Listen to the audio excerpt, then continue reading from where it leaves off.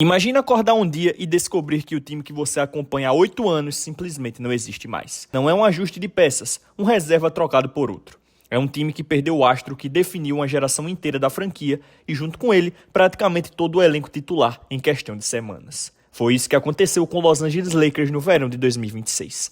E o mais interessante não é o tamanho da mudança, é o motivo por trás dela. Juntando as peças, fica claro que nada disso foi acidente. Foi um plano construído em torno de uma única pessoa, Luka Dončić. Vamos entender o que saiu, o que entrou, por que essa decisão faz sentido no papel e por que também pode explodir na cara da diretoria se a aposta não der certo.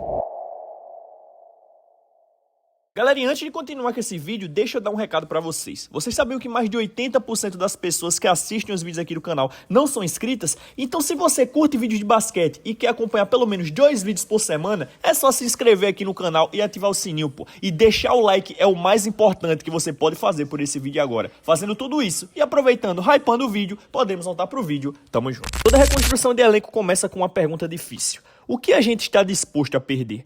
No caso do Lakers, a resposta começou pelo nome mais importante da história recente da franquia. No dia 30 de junho, poucas horas antes da janela oficial de contatos com agentes livres de outras equipes se abrir, LeBron James avisou ao Lakers que encerraria a carreira em outro lugar. Sem cerimônia, sem grande anúncio, sem despedida coreografada. Um capítulo de 8 temporadas, a passagem mais longa que ele teve em uma única franquia na carreira, simplesmente se fechou. Foram 8 anos que renderam um título em 2020, o 17º da história do clube, e viram LeBron ultrapassar todo mundo para se tornar o maior pontuador da história da liga, vestindo o uniforme roxo e dourado. Mesmo aos 41 anos, na última temporada, ainda foi All-Star, com médias de quase 21 pontos, 7 assistências e 6 rebotes, liderando o time em pontos no garrafão e em contra-ataques. Nos playoffs, subiu ainda mais de produção, ajudando o Lakers a eliminar o Houston antes de cair diante do Oklahoma City nas semifinais. Só que aqui está o ponto central. Em termos esportivos, a saída de LeBron reduz o teto competitivo imediato do time, mas também resolve um problema estrutural que a franquia vinha empurrando com a barriga havia anos. Um astro de 41 anos simplesmente não está no mesmo relógio de um time que precisa se planejar em torno de jogadores mais jovens. A saída dele não foi só perda, foi a primeira peça de um quebra-cabeça maior, porque abriu espaço no teto salarial que o Lakers não tinha havia muito tempo. Se fosse só o LeBron, a história seria simples. O time perde uma lenda e segue em frente. Só que a lista de saídas não parou nele. Marcus Smart recusou sua opção de jogador para a próxima temporada e assinou com o Houston Rockets. Os números dele nunca foram chamativos, pouco mais de 9 pontos, 3 assistências e quase 3 rebotes por jogo. Mas Smart nunca esteve em Los Angeles pelas estatísticas. Era o defensor de elite, escalado para marcar o principal jogador adversário, fosse Kevin Durant, Kawhi Leonard ou Anthony Edwards. O impacto aparecia nos números avançados. Com ele em quadra, o time tinha saldo positivo de mais de 250 pontos na temporada. Sem ele, o saldo virava negativo. Perder Smart significou perder a espinha dorsal defensiva do perímetro. Ao mesmo tempo, o time disse adeus a algo já escasso no elenco. Arremesso consistente vindo do banco. O reforço contratado na metade da temporada anterior havia se tornado uma das armas ofensivas mais confiáveis assim que chegou, e sua saída, somada de Smart, tirou do time 2 funções difíceis de repor: defesa de perímetro de alto nível e arremesso de elite reserva. E para completar o trio de perdas relevantes, Rui Hachimura assinou um contrato de 2 anos e 28 milhões de dólares com o Clippers.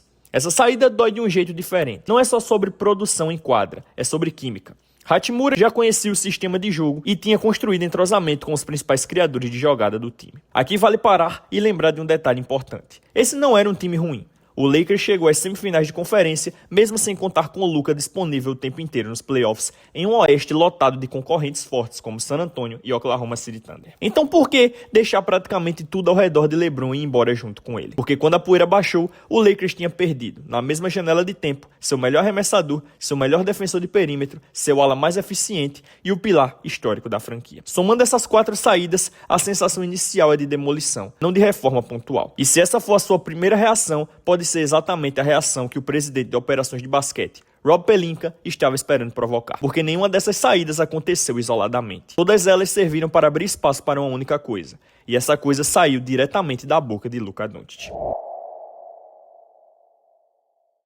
Mesmo antes de LeBron confirmar a saída, esse já vinha se tornando o time de Luka Dončić.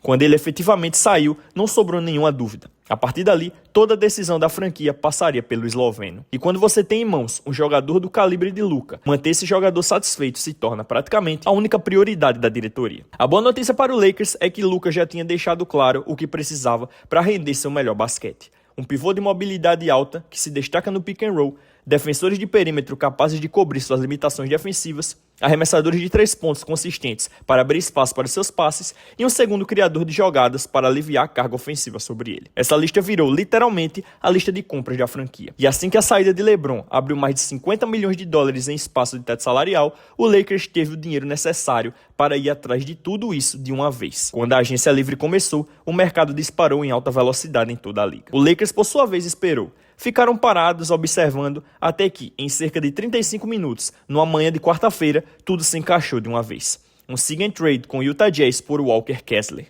seguido rapidamente pela assinatura dos agentes livres Sandro Mamukelashvili, Quentin Grimes e Colin Sexton. De tudo que o Lakers fez naquele verão, uma movimentação se destacou sobre as demais. Fazia anos que a franquia tinha um buraco que simplesmente não conseguia preencher: a posição de pivô. Se havia uma coisa que Pelinka precisava acertar naquele verão, era essa. E não era segredo para ninguém, nem para Luka, nem para o departamento de basquete, nem para qualquer torcedor prestando atenção. Durante toda a off-season, 2 nomes despontaram como alvos prioritários: Walker Kessler e Jalen Duren. No fim, o Lakers fez sua escolha, fechando o sign and trade com o Utah por Kessler, enviando 2 escolhas de primeira rodada futuras, mais trocas de posição em 2008 e 2030 e, na sequência, assinando com ele um contrato de 4 anos e 130 milhões de dólares. É uma aposta enorme, o que levanta a pergunta óbvia: pelo que exatamente o Lakers está pagando? Olhando só para a última temporada, não dá para saber muita coisa. Uma lesão no lábio do quadril limitou Kessler a apenas 5 jogos antes de uma cirurgia que encerrou sua temporada. Embora nesse recorte curto, ele tenha mostrado um novo alcance de arremesso, acertando 6 de 8 tentativas de 3 pontos. 5 jogos não são suficientes para julgar ninguém, então é preciso voltar uma temporada. E é aí que a história fica interessante. Na temporada anterior à lesão, Kessler teve médias de 11,1 pontos, com 66% de aproveitamento dos arremessos, 12,2 rebotes e 2,4 tocos por jogo. Um dos pivôs defensivos mais dominantes da liga. Os números avançados reforçam essa impressão. Kessler figurava entre os melhores da liga em dissuasão de arremessos perto da cesta, em capacidade de atrapalhar finalizações e em proteção de aro, além de se destacar em jogadas de screen assist, quando o bloqueio libera o companheiro para a cesta, e em posses como o homem do pick and roll. Some tudo isso e você tem um perfil específico: proteção de área elite, bloqueios que criam vantagens ofensivas e ameaça aérea que castiga defesas. Basicamente, o tipo exato de pivô ao lado do qual Luka sempre jogou seu melhor basquete. Ao longo da carreira, ele transformou pivôs que correm o garrafão em máquinas ofensivas via pick and roll.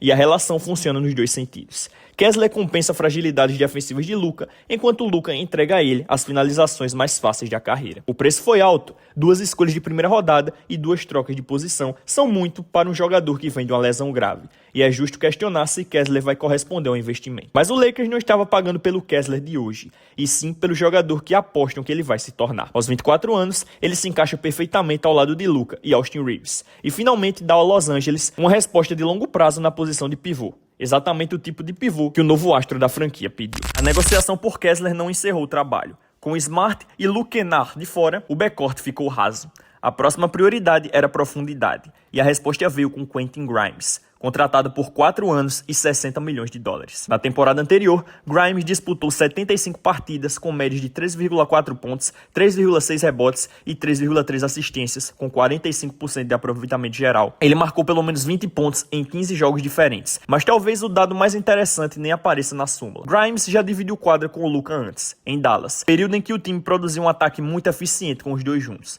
Amostra pequena, mas é esse tipo de química que o Lakers estão comprando. Ele também traz juventude, atleticismo e versatilidade defensiva, podendo marcar o principal atacante adversário e absorver parte da responsabilidade que era de Smart. Não vai repetir o nível defensivo dele, mas essa também não é a exigência. O time só precisava de uma peça mais jovem e equilibrada nas 2 pontas da quadra. Mesmo depois de Grimes, uma pergunta gritante continuava sem resposta: quem conduz o ataque quando o Luka descansa no banco? Esse foi um dos maiores problemas do time na temporada anterior. Assim que Doncic saía de quadra, o ataque simplesmente travava. Em vez de buscar mais um armador tradicional, o Lakers foi atrás de um pontuador, Colin Sexton, que construiu a carreira em cima de uma única habilidade: colocar a bola na cesta, e que vem se tornando cada vez mais eficiente nisso ao longo das últimas temporadas. Dividindo o ano entre Charlotte e Chicago, Sexton teve média de 15,4 pontos, 3,3 assistências e 2,3 rebotes, com 48,5% de aproveitamento geral e acima de 40% nos 3 pontos. Esse arremesso de fora deixou de ser surpresa. Ele converte mais de 39% de 3 desde a temporada 22-23, o que o torna espaçador além de pontuador. Exatamente o perfil que faltava para manter o ataque respirando quando o Luka descansa. Isso importa ainda mais, lembrando que o time terminou entre os piores da liga em pontuação vinda do banco. Detalhe extra, Sexton e Kessler já dividiram o vestiário em Utah. Então nenhum dos dois começa do zero. Grimes reforça o perímetro e Sexton estabiliza a segunda unidade. Se Grimes e Sexton melhoraram o backcourt, Sandro Mamukelashvili pode fazer o mesmo pelo garrafão avançado. Kessler não conseguiria resolver tudo sozinho. O Lakers ainda precisava de um ala que complementasse ofensivamente, adicionasse profundidade de pontuação e desse opções para os playoffs. E encontraram isso em Mamu, assinado por 4 anos e 52 milhões de dólares. Aos 27 anos, vindo de uma das melhores temporadas da carreira. Em 80 jogos na última temporada regular, ele teve médias de 11,2 pontos, 4,9 rebotes e 1,9 assistências, com 52% de aproveitamento geral e um afiado 38,9 de 3 pontos. Terminando em sexto lugar na votação de melhor sexto homem da liga. Mas os números só contam parte da história. Enquanto o valor de Kessler está concentrado perto do aro, Mamu estica a quadra. Ele pontua de fora, ataca fechamentos de defensores e consegue dividir o garrafão com outro pivô, o que dá ao Lakers a capacidade de jogar com 2 grandes em quadra sem sacrificar o espaçamento ofensivo. Isso ficou ainda mais evidente nas raras vezes em que foi titular. Em 13 jogos, produziu 15,9 pontos, 2,9 assistências, 1,3 roubos de bola e mais 2 cestas de 3 por jogo, com 56% geral e 41,4% de longa distância. Mesmo saindo do banco, ele eleva uma segunda unidade que mal gerava ofensiva na temporada anterior. E aos 27 anos, encaixa ao lado de Luka, Reeves, Kessler e todo o novo núcleo, o que resume o tema da temporada. Os Lakers ficaram diferentes e mais jovens. Esse movimento começou já no draft, com a escolha de um jovem armador na 24ª posição geral. Jogador de 1,96, cujo atleticismo, finalização e potencial defensivo o tornam uma das peças mais interessantes do elenco. Pontuou nos 3 níveis da quadra na faculdade e já mostrou isso na Summer League, com 19 pontos e 5 bolas de 3 na estreia contra o Golden State, seguidos de 26 pontos numa virada sobre Miami. Pronto para contribuir, já ou daqui a alguns anos, a escolha aponta na mesma direção de tudo. Construir para o que vem depois. Juntando as peças, Kessler traz proteção de aro, Grimes adiciona defesa de perímetro e bola de 3. Sexton dá ao banco mais um pontuador. Mamukelashvili entrega espaçamento e versatilidade no garrafão. Em vez de correr atrás dos nomes mais badalados do mercado, o Lakers identificou exatamente do que o elenco precisava e foram resolvendo essas necessidades uma de cada vez. E não é coincidência que praticamente tudo isso coincida com a lista de pedido que Luka fez. Ainda há trabalho pela frente. A franquia já preencheu a reserva de pivô, contratando Kevin Looney, um pivô 3 vezes campeão da NBA. Mas comparado a algumas semanas atrás, esse elenco está mais jovem, mais profundo e construído com um propósito muito mais claro. Só que existe um lado dessa história que não dá para ignorar. Montar um elenco desse jeito veio com uma conta a pagar. Cada movimentação custou algo ao Lakers. E nenhuma custou mais caro do que o acordo por Kessler. Para trazê-lo, Los Angeles enviou a Utah 2 escolhas de primeira rodada e 2 trocas de posição, além de um contrato de 4 anos e 130 milhões de dólares. Um investimento gigantesco para um jogador com exatamente uma temporada completa de destaque e uma lesão grave recente no currículo.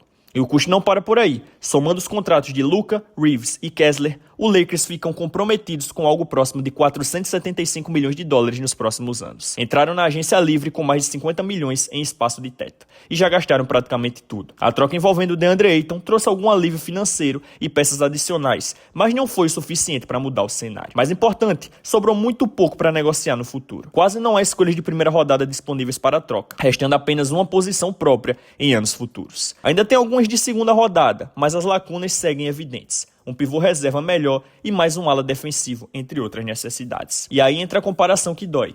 Enquanto isso, times como Oklahoma City Thunder e San Antonio Spurs melhoraram seus elencos sem abrir mão da maior parte dos ativos futuros. Diferente deles, o Lakers já empurrou quase todas as fichas para o meio da mesa, o que significa que essa aposta precisa dar certo. Esse é o primeiro elenco de Pelinka inteiramente construído na era pós-LeBron, e ele depende fortemente de Kessler se tornar o jogador que a diretoria está apostando que ele será. Se ele evoluir para um pivô defensivo de elite ao lado de Luka, essa negociação pode definir a próxima era de basquete do Lakers. Se não evoluir, faltará ao time o capital de escolhas e a flexibilidade financeira necessária para se recuperar rapidamente. Essa é a aposta. Então não, esse não é mais o mesmo Lakers. Não é o mesmo elenco, nem o mesmo nível de risco. A franquia parou de construir em torno de quem LeBron costumava ser e passou a construir em torno de quem Luka Doncic é agora. Se isso vira a reconstrução mais inteligente em anos, ou a aposta que define, para o bem ou para o mal, a carreira de Pelinka e o auge de Luka, só vamos descobrir em outubro.